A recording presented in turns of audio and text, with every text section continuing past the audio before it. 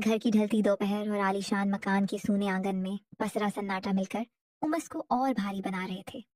शादी के 2 साल बीत जाने के बाद भी कविता इस बड़े से घर में खुद को बेहद अकेली पाती थी। उसके पति राहुल अक्सर बिजनेस के सिलसिले में हफ्तों बाहर रहते थे। पूरे मकान में कविता के अलावा सिर्फ उसके जेठ राघव जी रहते थे।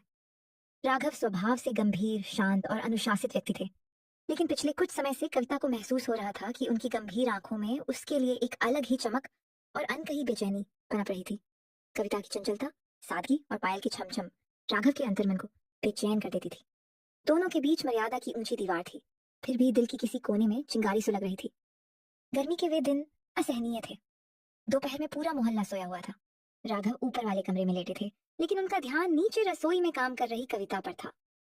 चूड़ियों की खनक और उसकी सांसों की आहट उन्हें पिघले शीशे की तरह चुभ रही थी। आखिरकार वे पानी पीने के बहाने नीचे आए। कविता पसीने से तरबतर होकर फ्रिज से पानी की बोतल निकाल रही थी। जैसे ही वह मुड़ी, राघव ठीक उसके पीछे खड़े थे। दोनों के बीच कुछ इंच का फासला था। कविता की सांसें थम गईं। राघव ने भारी आवाज में कहा, कविता, बहुत गर्मी है ना आज? कविता लड़खड़ाते हुए बोली, जी भैया, और गिलास बढ़ाया। गिलास पकड़ते वक्त उनकी उंगलियां छुई और दोनों के बदन में करंट दौड़ गया। राघव ने धीरे से कहा, राहुल, अगले हफ्ते भी नहीं आ रहा। क्यों ना आज रात हम छत पर चलें, वहां ठंडी हवा चलती है। कविता ने नजरें उठाई। दोनों की आंखों ने वो सब पढ़ लिया जो जुबान नहीं कह पा रही थी। कविता ने सिर हिलाकर हामी भर दी। रात 11 बजे कविता हल्की साड़ी पहनकर धड़कते दिल से छत पर पहुंची। राघव पहले से वहां थे, हाथ में 2 ठंडे गिलास लिए। चांद की रोशनी कविता के चेहरे पर पड़ रही थी। राघव करीब आए और कंधे पर हाथ रखने ही वाले थे कि नीचे मुख्य दरवाजे पर जोर जोर से दस्तक हुई। पड़ोस के शर्मा जी कुत्ता ढूंढने आए थे। योजना वहीं अधूरी रह गई। 2 दिन बाद राघव ने स्टोर रूम की सफाई का बहाना बनाया। उन्होंने कविता को ऊपर बुलाया। स्टोर रूम घर के कोने में था, दिन में भी अंधेरा रहता था। जैसे ही दोनों अंदर गए, राघव ने दरवाजा अटका दिया। उन्होंने कविता को दीवार से लगा लिया। दोनों के चेहरे इतने पास थे कि धड़कनें सुनाई दे रही थी। राघव ने उसकी लट पीछे की। कविता ने आंखें बंद कर ली। तभी राघव का पैर पुराने लोहे के डिब्बे पर पड़ा।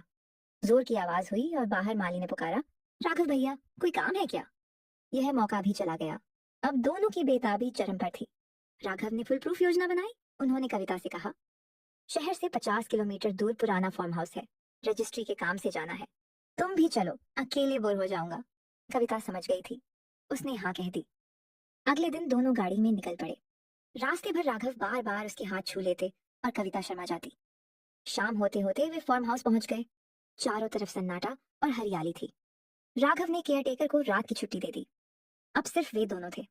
रात ढलने पर राघव ने मध्यम लाइट जलाई। कविता खूबसूरत सिल्क की साड़ी में बाल खुले रखकर आई। राघव ने उसका हाथ थामा और कहा, आज हमारे बीच कोई नहीं है कविता, कोई दीवार नहीं, कोई मर्यादा नहीं। कविता ने उसके सीने पर सिर रख दिया। राघव का हाथ उसकी पीठ पर सरकने लगा। वे उसे उठाने ही वाले थे कि राघव के फोन की तीखी रिंग बज उठी। स्क्रीन पर राहुल का नाम था। राघव ने कांपते हाथ से फोन उठाया। राहुल खुशी से बोला, भैया, सरप्राइज, प्रोजेक्ट जल्दी खत्म हो गया। मैं घर पहुंचा तो ताला लगा था। पड़ोसियों ने बताया आप फार्म हाउस गए हो। मैं आधे घंटे में वहां पहुंच रहा हूँ। फोन कट गया। दोनों ने एक दूसरे को देखा। सांसें तेज थीं, जिस्मों में तड़प थी, लेकिन किस्मत ने फिर दीवार खड़ी कर दी। कविता ने उदास मुस्कान से पल्लू ठीक किया और कहा, भैया, राहुल आता ही होगा, मैं चाय का पानी रखती हूँ। राघव गहरी सांस लेकर रह गए। योजनाएं बनती रहीं, नजदीकियां चरम पर पहुंचती रहीं, लेकिन वह अधूरी हसरत अंत तक अनसुलझा सस्पेंस बनकर रह गई।